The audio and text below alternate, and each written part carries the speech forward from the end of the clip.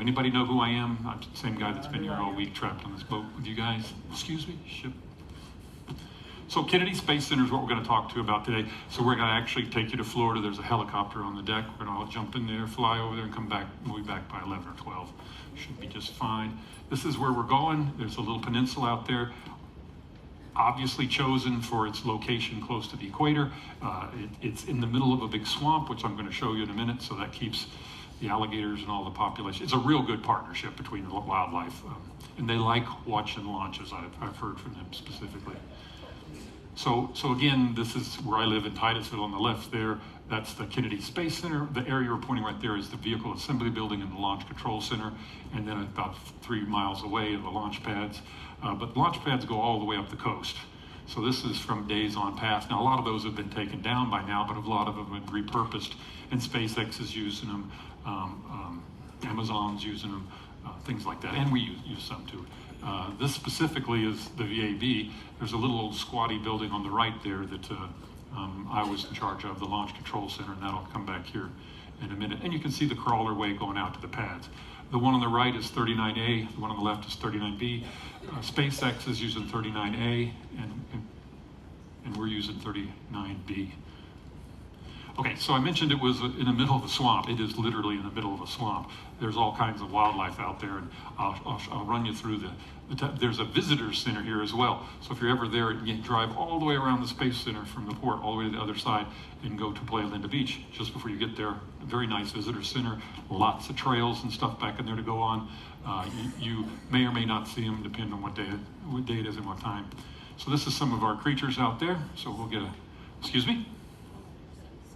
Yeah, so this turtle is actually almost as big as a VAB. So we have our security in the water. There were actually some guys that hid out in the woods. I gotta quit chasing rabbits. There were some guys that hid out in the woods and they gave up mainly from the mosquitoes and the fact that they might get eaten. So he's a big boy. And I have seen, this is one of the crossways going to the beach. I have seen a bobcat out there. Probably not this one, but, and our super giant crawler turtle. Lots of those, and we have security that checks badges. I saw a group of them, 12, and then the next day, 11, 10 chicks. So those I don't know what he did, but probably guilty. All right, we have some more trolls, rosy spoonbills. We have sea turtles, lots of sea turtles. If you come at the right time, you have to call and get in on the lot, but you can go out and watch them lay eggs and eat by mosquitoes. So I don't know how big it was. I believe them. These turkey vultures, they hang up on top of the VAB and ride the current. I've been on top of the VAB and they're just hanging there. I gotta speed up. And of course we have our ultimate air security. Then we have some otter astronauts. So this is the shuttle runway that's out there. This came in on my Columbia when we talk about it, but you can see up here is where the viewing area is, and that'll come back in a second, right here. This is what takes the orbiter off the back of the 747, and this is where they put together Challenger afterward. The contractor added some footage to the runway so he could be on his own dime, so that he could say he built the longest runway. I don't know if it's the longest runway anymore. So now we're gonna come in for a landing.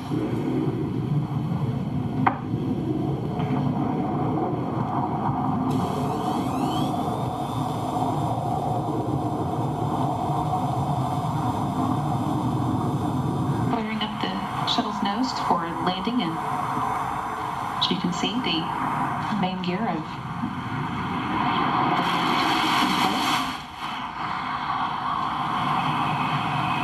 main gear touchdown.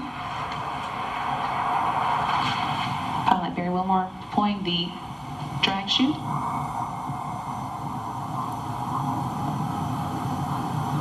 Nose gear touchdown. That's the viewing side right there. Lift is now rolling out on runway 33 at Kennedy Space Center, wrapping up a 4,490,138-mile flight to the International Space Station. So it comes in about 240 miles an hour. It only has wind noise to it. And what's really cool is when it's all done, they have those trucks come out to make sure that there's no spooky fuels running around on the outside, and then the crew gets out and walks around, and you're right there. And it's not like a launch where you're standing there looking at the sky with nothing in it. This is pretty fun. Sorry, This is the closest you're going to get to seeing that. But then they also move it around on that Farrier. So this is a Discovery getting all packed up and ready to go to the Smithsonian, and they do flybys on all this stuff.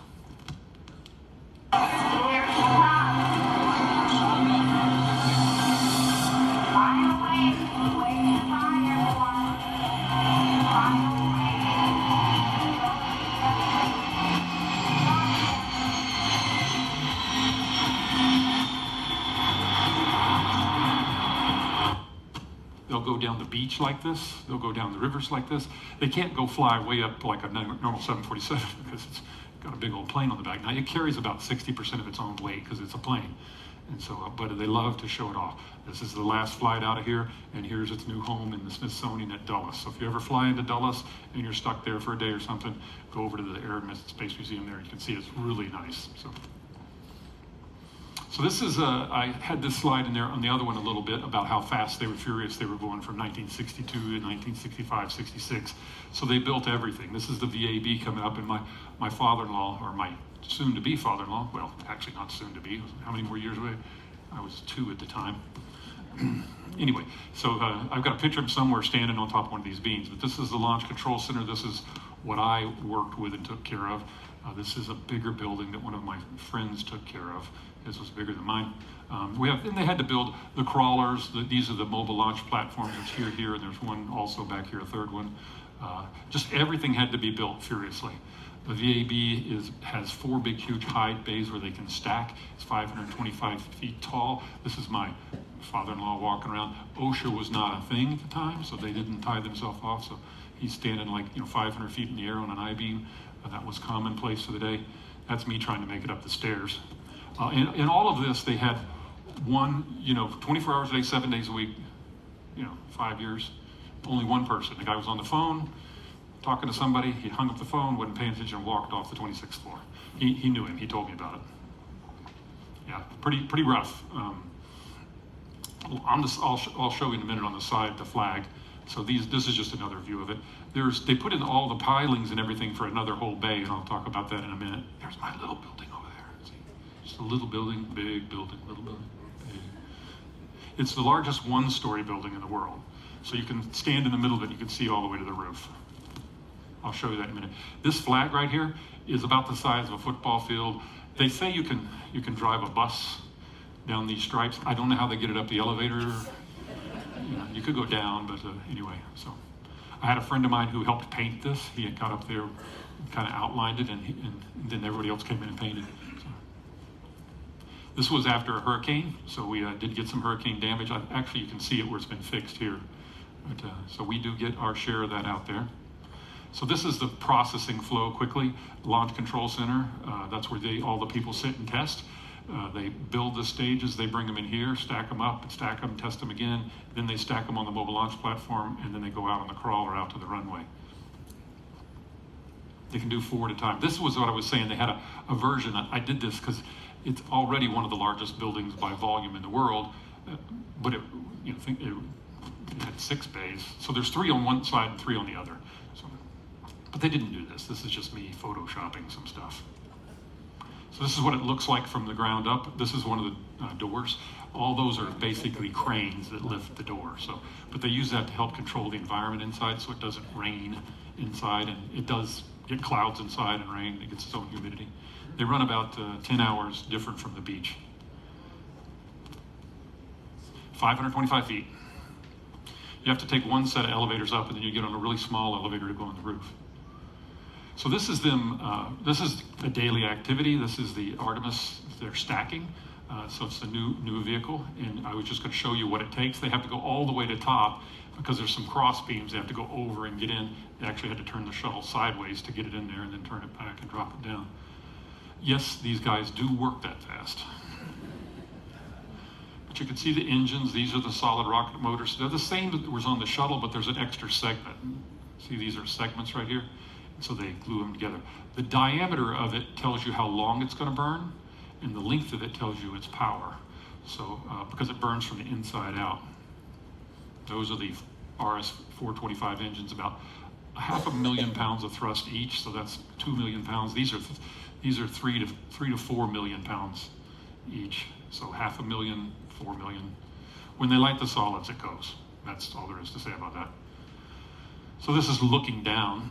You can see where they're going to stick that thing they just picked up right in there with the solids. So it is kind of a tall building. All these platforms come over. I'm chasing too many rabbits. So you could just see the different programs that you had, Apollo, Shuttle, and Artemis. The guys in there, the cranes, we fly it first. Don't go anywhere until we fly it, because they pick everything up first. We're going to head up the elevator right now. You can notice all the buttons.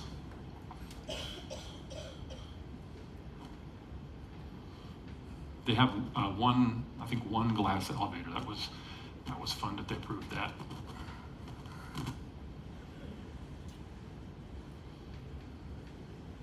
See the cross platforms, so you can get from one cell to another. Even if they're working and they won't let you in one cell, sometimes they'll let you in the other cell across from it so you can watch them work. I had a badge.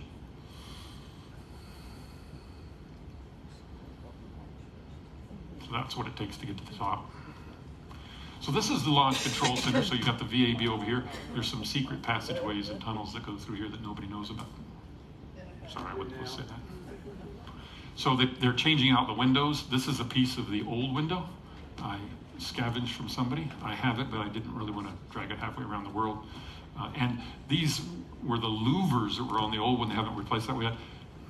What were the louvers for? What were the louvers for? Somebody back there. Okay, I'm going to give points here because it's to knock down the glare coming in the window. They didn't have all the UV. Everybody always, they're for blast protection. The rocket blows up, it's not coming that way, so that's too far away. But do you like that picture? If you don't, then I'll give you another one. So this is where I worked. This is one of the projects I did. They have 4 control rooms. I gotta take the speed up here. This is all the cabling. I took out boxes and boxes and boxes and boxes and boxes of wire. The rule was cut the cable and listen to the phone to ring. Oh, you cut the wrong cable. Oops, cable, 500 pair cable, 200 pair cable. It's a mess. But you could eat off this when we were done. I didn't do it, but and they put new raised flooring and everything. And I did this all out of extra budget money that I scavenged, so it really was a deal for them. So the other control rooms, just running through them right quick, this is what it looked like for the Apollo program. Everybody looked to the back, and by this time they'd actually figured out that clothes could have color and not just be black and white. Oh, that's the green board up there I talked about earlier. These are the Hummer rooms I talked about. And then the next program, they looked towards the front. I worked with all these guys. This is actually a slide out of another presentation. And all the engineering team out here, and this is where the launch director is. And so this is the new program. They look side to side. I think they just wanted to be different. And you can see in the back all the missions that they've flown. And this is the launch director right here. She's looking at Artemis rollout. So pretty cool day. This is Buzz Aldrin and Jim Lovell, and I do not know who this is. My intern was taking pictures, and I do not have a single picture of me with Buzz Aldrin.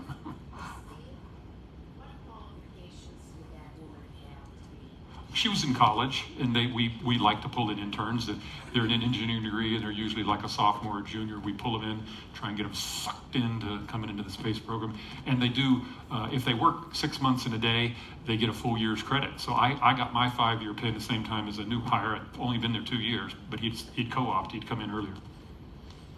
So this is him in the lobby. I did get a picture of my boss right here. He's looking at a map over here, and he asked me where he could put a boat in. I said, I can get you a boat put in anywhere you want. He said, I don't own a boat. Anyway. So I'll tell you one story. I shouldn't tell it, but when I went to put him in the car, the van showed up. We were all waiting outside. Everybody jumped on. 80-year-old hero of the United States, not tripping. So I walked behind him, put him in, helped him get in his seat in the van. I buckled him in and said, sir, I usually got a kiss from my wife when I buckled her in. He kind of looked at me strangely, and I said, I'll forgo that in your case. And he said, thank you very much. I don't know if it was for not kissing him or buckling him in, but anyway, that's my claim to fame. I offered not to kiss. There was also something about him getting in a fight with somebody. Did anybody hear that? So they went to court, and the judge asked Mr. Aldrin if, when that guy hit your fist with his face, did he hurt your fist? And the guy knew he was like, this is like Santa Claus, Miracle on 34th Street. You're not convicted. The guy was definitely, anyway, that didn't happen, by the way. So these are some posters. I'm going to get in trouble here. These are some posters that in launch control room, they're whiteboards, and they put them on the conference desk, and they let the crew's family color because it is hours and hours and hours of waiting for launch. And so they let them color on there, and so they do things.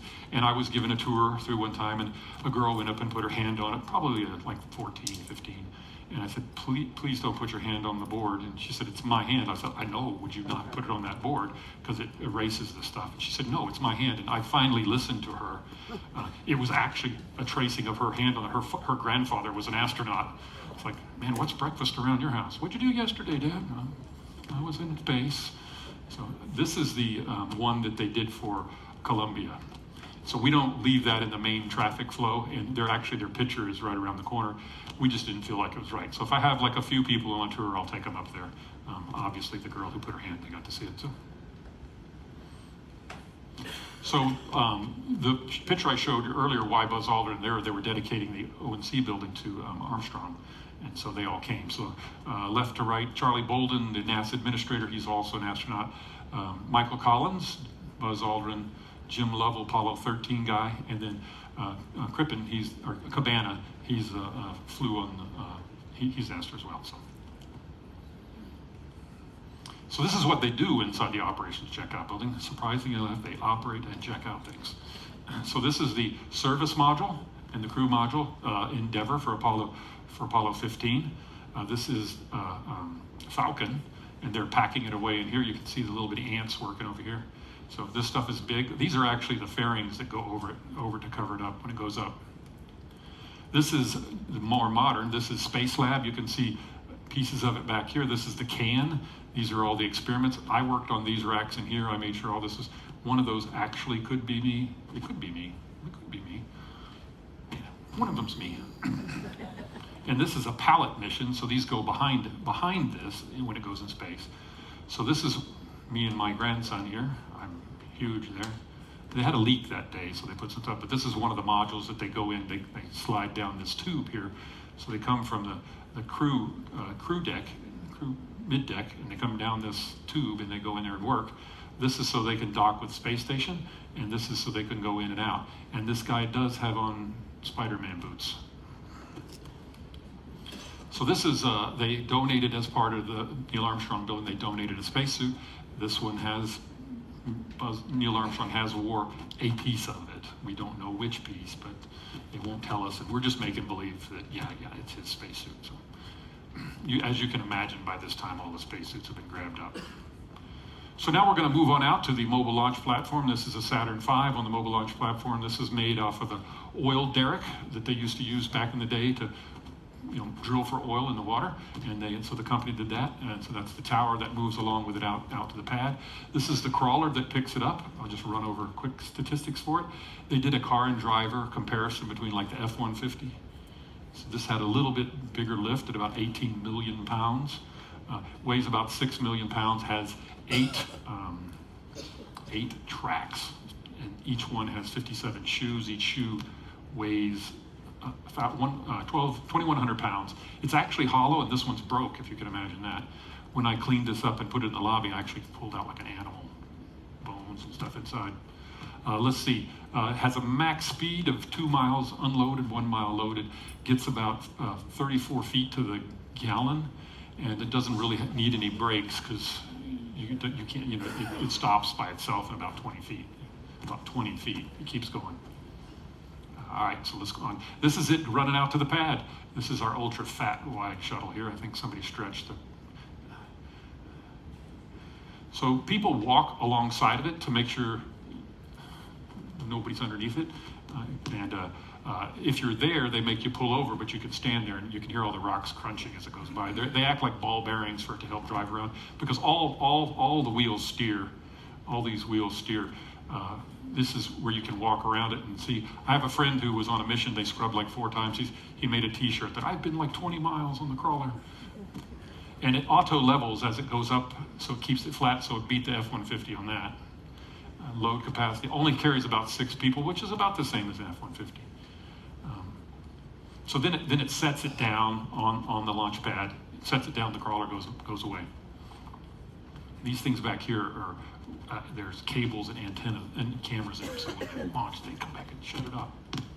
So this is them building the pad. You can see the flame trench here. This is a drain pond, so if they have to dump all the water that comes off the pad, and if they have to dump the liquid oxygen, they won't dump the hydrogen or fuel, but they'll dump the liquid oxygen and it'll go in there and be a burn pond, basically. Doesn't.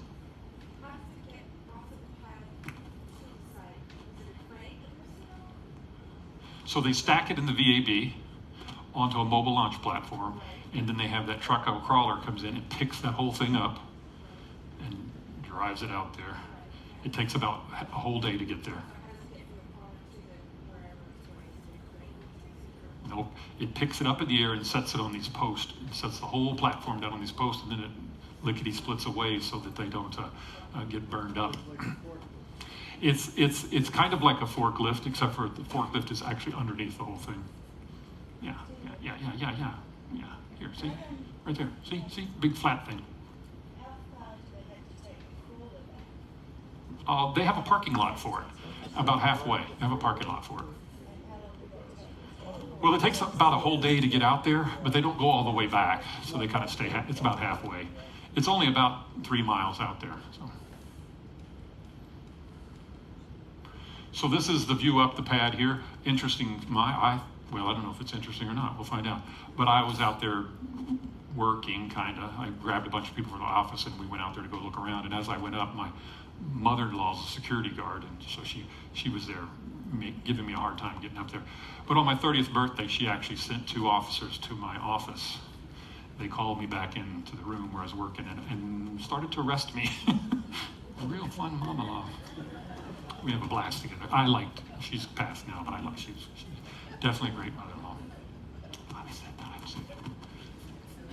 So this is the 2 pads. This is 39B, 39A. This is Artemis, and this is the Falcon 9 on A. A, B. Did I say that right? Oh, there's the wide body version. So this is actually a big clean room that goes around the outside, and I've been in there when we were doing tethered satellite system. It is awesome. You go in there and you see the whole thing all open. And it's probably one of my more interesting experiences. Now this is called twang. Twang, that's our word for the day, twang. When they light the main engines on the shuttle, they test them out and it pushes the whole thing forward about 6 feet, and then when it comes back straight, they light it. So it doesn't do this back and forth constantly. But once it goes back straight, then they light the solids. But you've got all that thrust. In this case, about not quite 2 million pounds of thrust, 1.5 million pounds of thrust. How many days before launch do they bring it up to? Well, it depends on how much testing they do. They have this thing called chasing, where if they're working testing and they start getting behind, then the test kind of follows the vehicle around. So when they get out the pad, they'll however much work they've got to complete. But they get out there sometimes a couple of weeks before.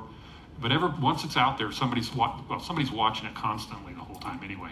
But it depends on how much work they got to do to get it all set up and everything. So different times for different vehicles. Like if they're going to put a payload in out there, it takes longer. So this is a view from the clean room, and I'll kind of talk about it. These are people that worked out there and write their name on it. So we're going to kind of run around here. That's looking towards where the spacecraft would be. Now we're going to walk out over this grid. If you were to look down there, you can see all the way to the ground. It's kind of spooky. The yellow lines are pointing the crew to where to go if they have to get out real quick, and they go jump in an escape basket to slide all the way down.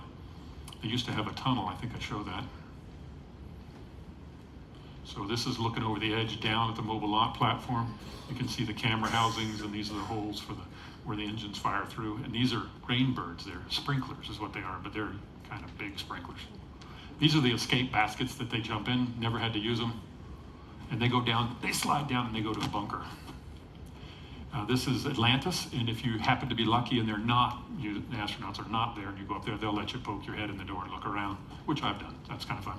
This is actually called the diving board. It crosses the gap that's straight down to the ground. So I was out there this one time by myself, and I actually went and ducked down underneath this and stood up underneath there. It's like, this would not be a good place to be on launch day. I'm sure somebody was going to yell at me if I stayed there too long. This is for Apollo. They had a tunnel they could jump in and shoot to the bottom and get underneath the pad. There's a room down there. And so these are the tunnels that are going out. And in the procedure, there was a step to go check for snakes. He came down so fast he broke his foot the first time, so they had to put some foam down there. This is where I worked at Hangar AE for the unmanned program. This was the only time we had it red because we did that kind of out of disobedience and then got caught and we had to paint it brown. This is one of the control rooms that I built the room. The equipment has since been replaced, but you can see all the missions that they've supported, unmanned missions, because we also did the commercial missions as well. And when we did that, the commercial paid for my government salary. So about a third of my salary every year was paid for not by the American people. So I was a bargain.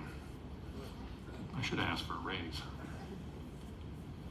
So this is one of the control rooms that I did build. I made the first one of these consoles in my garage, and just as a challenge. This is, you can put anything you want on this wall. It's like 6 feet by 34 feet. And so you put whatever you want to show on there and then control it from this console. Is where I sat. This is me. Did you catch that?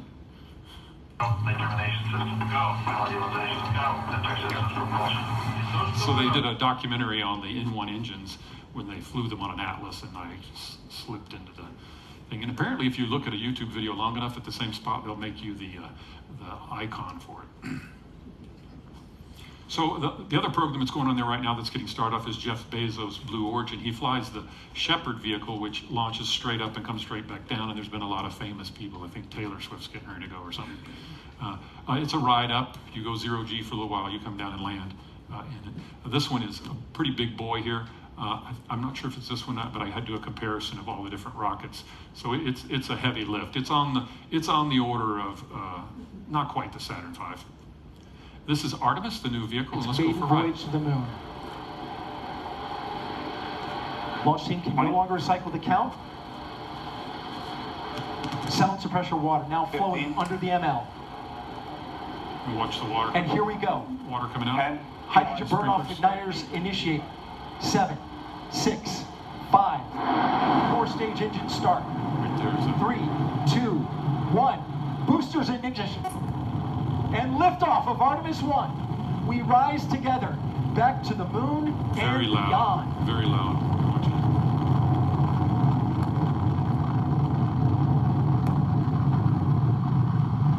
All 4 RS-25 engines on the core stage and 2 solid rocket boosters now propelling the vehicle at 128 miles per hour. Hearing good control on the roll from teams in Mission Control Houston. All good calls so far. Now 30 seconds into the flight of Artemis 1. So that's fun to watch. If you ever now they have a lot of launches there, so you won't always see this one launch, but yeah, it's fine. I pointed out the hold down bolts. I think I did that on the last presentation. They're about this big, and they crack them in half. They bust them twice. The whole thing.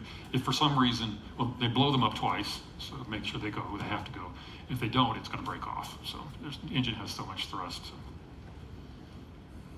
So this is SpaceX. So they're playing around out there. So they decided that they wanted to land, and so they put a big X on the place where they wanted to land. I don't know what that means, but so this is one of the stages coming in. This is a dual landing from Heavy, and I've actually been on top of the Launch Control Center and watched that from a distance, and this is what you'd see.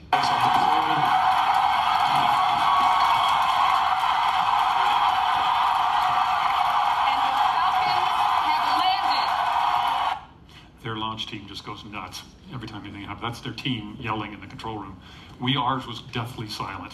Nobody said anything until we got spacecraft separation. Then we go.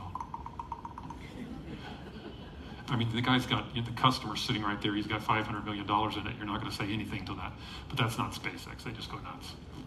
So I'm moving along pretty good time here. I did hide something there. I can't tell you what that is because I'm not allowed to talk about any everybody else does. Anyway, this is it coming in to the port on one of their barges.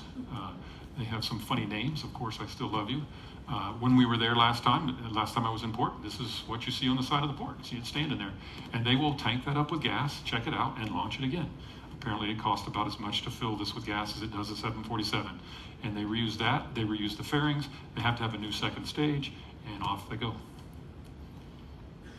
Well, that's what I have for right now. I did want to mention one other thing. I've been going up looking for satellites. Sometimes I don't make it, but I try to get up there like 15 minutes after sunset. We've had some pretty good nights. All the nights have been good for viewing stars, and this seems to point them out very well from a distance. I think they're going to shoot back at me every now and then when I shoot a laser at them. But we've seen one night, we saw two different nights, we saw over 30 satellites. Last night was, we got there kind of late, but somewhere around 8-ish is when it happened. But if I'm not there, I'll try and get there later. Later you get to see the stars, and I'll point some of those out too. But it's been kind of fun. I think they're going to do one other night where they have star finding. All right, so anybody have questions? Because for the first questions, I'm going to get rid of these pictures. Entice you. Nobody wants to. I'll just take them home with me. Good. No, you're first. Well, they did have, unfortunately, they did put one on the pad during testing, and the rocket blew up, which meant the pad, it was gone, the rocket was gone, the payload was gone. You actually saw it fall down. The insurance company didn't want to pay because they said it was not lost on its, on liftoff. I guarantee you, when the bottom blew up, it went up in the air because my refrigerator went off the ground in my house when it blew. So there you go, Neil Armstrong for you. Did you have one back here?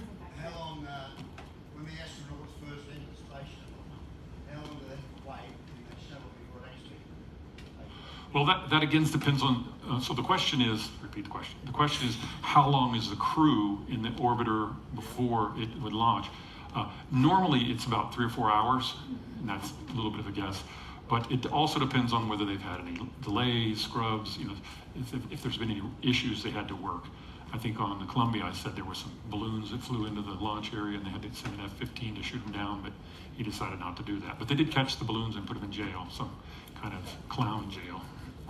I got 2 more, and then I'm going to switch to stickers. Oh, here's one. I think French tried to launch yesterday or the day before, and they said they scrapped it. They said it was a ground issue. So you have all kinds of problems when you launch. There's boats, ships or boats, fishing boats. We've had fishing boats that are where the vehicle is going to fly over, and they tell them at the port, don't do that. And we actually had a camera where we could read his T-shirt. And for some reason, they decided to move when a Black Hawk set down about 50 feet from their boat and started blowing water up on them. They decided they probably should leave. I think he got in trouble that, but I think his boss said, good job. But I gotta ding you because you can't do that. So it depends on what's going on where they get slugged. There's all kinds of things: weather, lightning, clouds, ground vehicles. Apollo 17 got stuck for 2 hours because of a diode in the middle of the night. I have sat on console waiting to launch. 11 tries, we had one, but it's very, very tedious. But they do, at some point, they just say, okay, enough's enough. We need crew rest. Send everybody home. Get a good nap. They call it a good rehearsal for the day. No, there's a scrub is, they don't blame anybody for scrub, even though they probably do. So one more, and then I'm going to stickers. Here you go back here. Can you pass that behind me? Yes. So I don't know the exact number of gallons, but have you ever seen your municipal water tower out there? They have one of those, and they dump it completely, and it all goes out in just a few minutes. The Rainbirds sprinklers that I talked about are really just 3-foot pipes with a big valve on top, and they just flood it. Does 2 things. It keeps the pad from burning up somewhat, and it deadens the sound because the shock wave will come back up. But it is thousands and thousands of gallons of water that dump really quick. And so that's another reason when, if they light the shuttle main engines, they will not light the solids until they're ready to go. Because once they do that, they're dumping everything, and it's a big mess to set up again the next day. But all right, let's switch to these nice, pretty.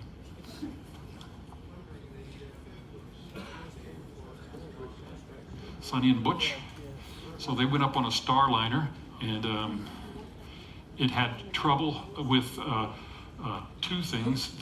They had some nylon restrictors for the engines, and they were swelling, and so the engines stopped working, and you really can't have these thrusters that drive you around in space. In fact, they sat there for about 2 or 3 hours before they were allowed to dock because they didn't want them to get close. Well, they were worried about these thrusters shutting down, so they decided we can't explain what would if something happened to them. We knew there was a problem, so it went down. It did land okay, but they did have thruster problems. And so they're up there now, and they've been just part of the crew working along, and they've all been there before. It's not a new gig for them. And they're supposed to come down on the 19th. Why they come down on the 19th versus now, that's strictly deciding to go get them. And so they have a Dragon up there now that they could come back in, but if they do that, then they don't have one for the rest of the crew to do an escape from. So if there's a problem and they have to evacuate, they get in a Dragon, they go down, or Progress, the Russian vehicles up there as well sometimes. So they have to have one. Go ahead. After a quick what changes, like backup computers, backup batteries, backup everything? So he's asking what. So I have a whole nother presentation called basically the rest of the launches. So I cover Apollo. So I did 11 and a little bit of 10, but I did. So I'm going to do 12, 14, 15, 16, and 17. I'm not going to do 13 because it's been done to death, and they didn't land. So the changes that they made, well, whenever this happens, they get an opportunity. There's always things that they want to fix, but you can't just stop the program and fix them. So they decide whether it's critical or not. And if it's not absolutely critical, so when they have a downtime like this, they actually want to go through and fix a lot of things. But in this case, they had a fuel cell blow up that was done many, many years ago. So obviously they go in and they go over the wiring. It's basically a piece of wire that the insulation had come off of, and it caused a spark, and the fuel lit and blew out the side. Luckily they had a complete lifeboat, which was Aquarius. Aquarius was the limb. So they changed a lot of things when that happened. So On average, how many launches go up in a year? So we're seeing right now, and this has been a drastic increase, when SpaceX came along, since they're reusing their vehicle, they launch a lot. We've had 2 in one day. We've had 2, 1 on each coast. Sometimes we see 3 a week. Average might be 1 or 2 a week. I think he was trying to get to 100 launches in a year between East and West Coast. He's getting very close to that. So, but he's also starting to fly his super heavy, which I showed that in the Awesomer thing the other day, didn't I? Yeah, so that was pretty fun to watch. I think I also show it in the 321 Oops version where it doesn't do so well, but that's because he goes fast. Did I answer your question? If not, if I don't answer your question, please come find me, and I can't get off the boat, so. Excuse me? So there was a heavy on the pad the other day. They scrubbed for a vehicle issue. It did not get off. I have not seen the new launch date. They always say like it's the next day, but the next day just means it's not anytime soon. So it'll go here. It could be targeted for day, because I heard today was it, so it might already be gone.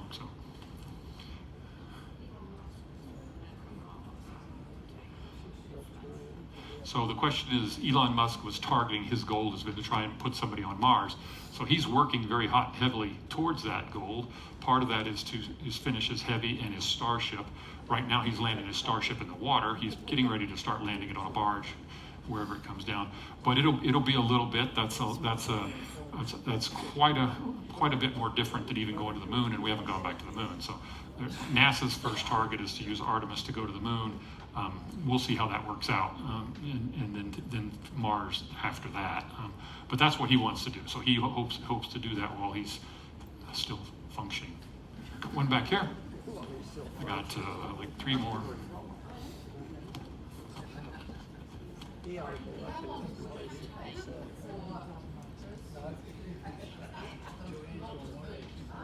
So the question is, how long does it take to get to Mars? Well, Mars is only really in orbit to have a good shot at it every 2 years. And so it has to swing by. And it's kind of like the Earth is here and Mars is coming, well, actually, Mars is here and the Earth is catching up to it. So then there's a short window where it actually goes back and forth in the sky. It goes retrograde, so it moves around. So you kind of have to hit it here and land here, but then you can't really come home for almost 2 years. You can come home in a year, but it's a lot more difficult trip. But it takes about, the shortest route's about 9 months. To get there. And so now you've got to deal with 9 months of food, oxygen, water, radiation. If you have, a kidney problem or a liver problem, you can't, some of that stuff, it's just, so they have to take a doctor, they have to figure out how to do all that in space. Then they have to land, they have to resupply. So we'll be involved in sending a bunch of missions there ahead of time to make sure that, the other option is they were thinking about, we send somebody to stay and then we just resupply them. I don't know how that's going to work, but a lot of things that seem really impossible we've done, so I would never say we can't do it. I might. Which parachute? They can land without it. So the shuttle coming in has a parachute, a drag chute, drone chute that comes out. If it didn't do that, the runway is plenty long enough for them to stop. That's just to get them a little extra safety factor, and there's a bit of a wow factor to it. I would never say they would do that on purpose, but it is kind of cool. But it does get them to stop quicker and give them more margin for error. My brain's working faster than my mouth. Actually, it's probably working slower. That lady over there keeps saying, Yes. There's no stupid questions. There's lots of stupid answers. No. You have to take one. It's a rule. What's going on in your area? There's got to be horrible air pollution. So what is NASA doing to kind of combat that? Okay, well, just to let you, so the question is what kind of environmental impacts are happening because of the launches? That's probably a more generic question. Okay. So the shuttle and most of the vehicles for their first stage are using liquid oxygen hydrogen, which leaves water. So that's not a problem. Elon Musk is using methane and liquid oxygen, a little more of a problem, but still not too bad because they're really not in the atmosphere very long. Sound pollution becomes more of an issue in California, and in certain places you can't launch during certain season because it messes up the migration, mating habits of some snowy penguin bird or something, snowy egret, I don't know what it is. So our alligators don't seem to mind it too much, even though I've heard they think it's another big alligator someplace and they're trying to claim their territory. 2 more, and then I've got to shut her down so we can get in there. We're doing great on time.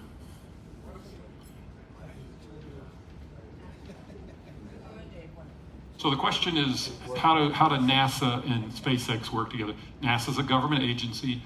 We try and have, as I did, I call myself a custodian for the government of the American people to make sure that what we ask them to build, the requirements are met, that it actually does it and they deliver, and that it does it within a reasonable price frame. When the commercial world came in, they're trying to make a profit, and so NASA was not trying to make a profit and didn't necessarily push for the best deal on things, so things tend to be a little more expensive. Okay, a lot more expensive. And Elon's coming in and he's dropping the price by 2 orders of magnitude. So something that was $1 million, he's now doing for 10,000. Excuse me? So here's how that works. There's an act passed by Congress called the, well, you guys are digging deep here, aren't you? Commercialization of Space Act, which allows private companies to come in and use excess government capacity. So if you decide you want to use an aircraft carrier and they're not using it, you just go in there and drive around with it. That's not true. So pad 39A, we were not using, and we had not planned to use. So he came in, and he's in charge of paying for all the refit and all that. And then we come up with some agreement. For the launch control room, we had 4 launch control rooms.